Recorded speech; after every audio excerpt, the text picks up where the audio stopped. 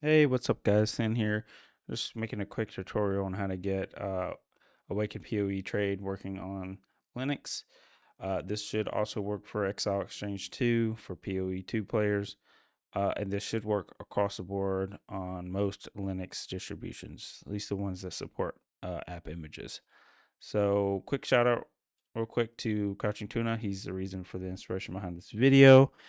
He recently put out a video on how to get this working on Arch. Ironically, I'm on CashioOS, same OS that he's on, which is Arch based, and you can absolutely follow his guide. It will work.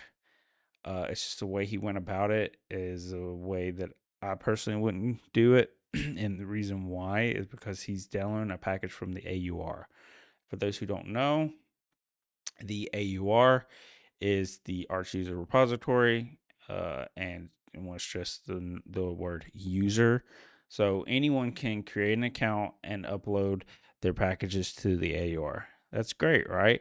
Well, along with that, you're kind of opening yourself up for security issues because literally anyone can upload anything. The Arch developers, they do their best to try to clean up the AUR, make sure there's no malicious packages on there, but occasionally things happen. Like about a month ago, the AUR had a really massive malware issue.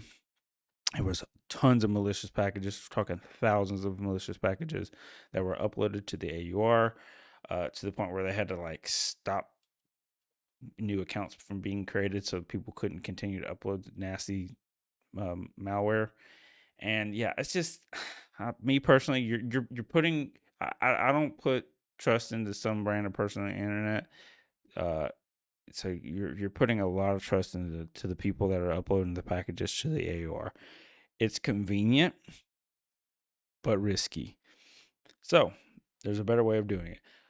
Most developers now for Linux, they are pushing out app images, which you could think of them as just like executable files on Windows. So they're pre-built executables that you can just run and they should work.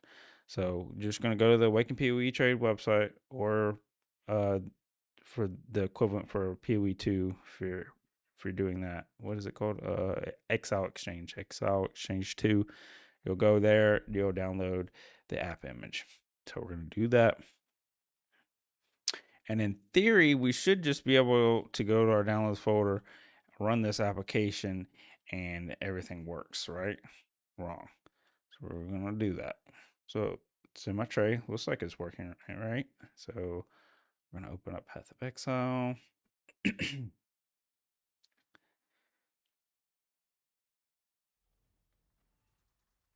Get loaded in here. And like you would, just push shift space and the overlay does not come up. Does not work at all. I can't price check nothing. Oh no, it's broken. So let's fix that. So again, we've already downloaded the app image. Cool. Next thing I like to do is, obviously you're not going to want it to live here forever. I mean, you can if you want to, but yeah, I don't see why you would have it in your downloads folder. So what I like to do is create a new folder. I'm going to name it apps2. Like I said, you can have this folder wherever. I just keep it in my home directory. And you're going to want to create an entry over here. So to do that, just click empty space over here, hit add entry. We're going to call it, just call it app image 2. I already have one that's called app image. So we're going to do app image 2, and it's going to point to this directory right here, the one that we just created. You can change the icon here, change it whatever you want. I'm going to just use the standard app image icon. Hit OK, hit OK. Boom, got a directory here. Go back to our downloads folder, drag it over. Cool. So we got our app image, got it in the directory that we want. However, what's the fix? So we'll get into that. So now what I want to do real quick is just show you what we're doing here. So this is a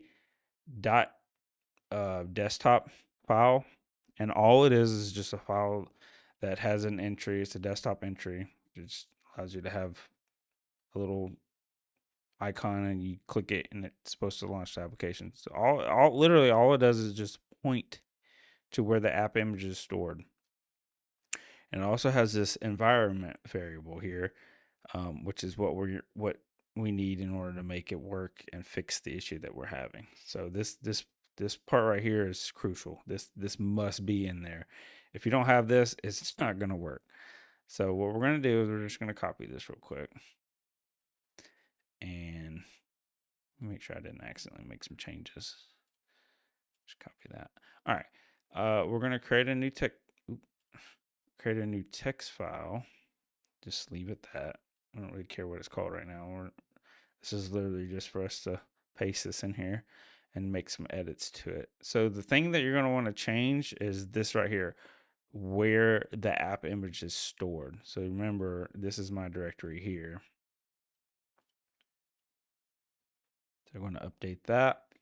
Also, another thing is you're going to want to make sure you have the correct file name. This may change over time, with different versions. Like this is 101 here. The last one I had was 103 for whatever reason. Anyways, the name's not going to be the same. It's going to be changing over time. So just whatever you have in here as the name is what you need to put over here. So we're going to update this one real quick. Boom. Next thing is the icon location. That's another thing I forgot to tell you is if you care and you want an icon, then you're going to want to download the icon. So we're going to go back to the website real quick and we're going to just save the image as, and we're just going to chuck it in the same folder that we have the app image in. And obviously you want to update the name. We'll just name it this. Oh, shoot. So name it whatever the hell you want. Doesn't matter, just as long as it's named correctly in the file. So what we're gonna do is we're gonna update the directory for the image, and you don't have to put the file extension here, and just leave it at that. And everything looks good. So once you got the directories updated to where you have everything saved, we should be able to just go file, save as, and we're just gonna name it awakened.desktop. So you're gonna want the .desktop file extension. Of course, name it whatever the heck you want. I'm just gonna go with awakened. I'm gonna hit save. Boom, here it is. And now we should be able to just double click it. It's gonna say, do you trust this program? Yes, we do. And now it should be running. There, it's in my tray again. And now we should, one more thing before I forgot. This was an issue I had and didn't realize it. It took forever for me to figure out. You want to make sure that you're on a very specific Proton version. So we're going to go to our library, our Steam library, find Path of Exile, Properties, Compatibility.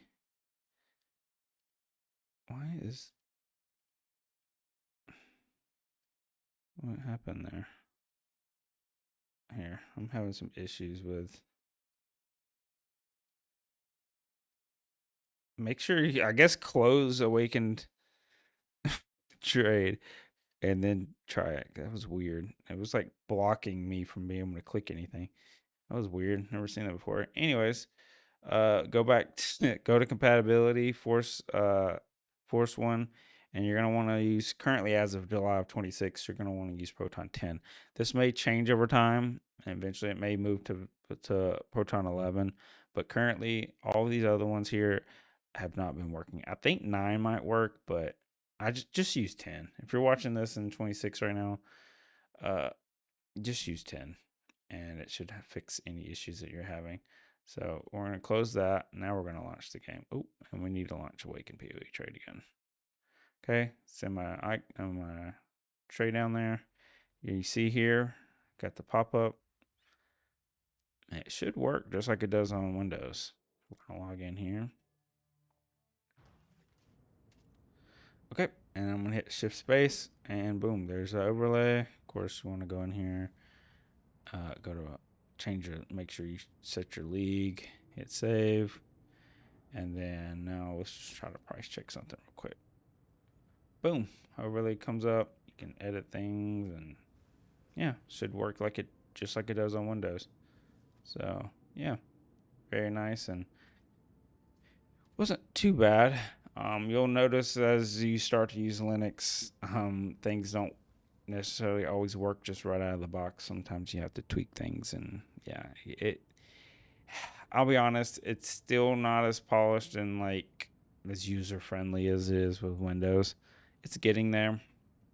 Windows is crappy from a privacy standpoint. It's the whole reason why I switched to Linux. It's probably for many of you might be the reason why you switched to Linux. So I'm glad that you guys have made the switch to Linux, and I hope this tutorial helped. And yeah, if you have any questions, feel free to leave a comment, and make sure you like and subscribe for more content. And yeah, I will see you guys on the next one. Peace.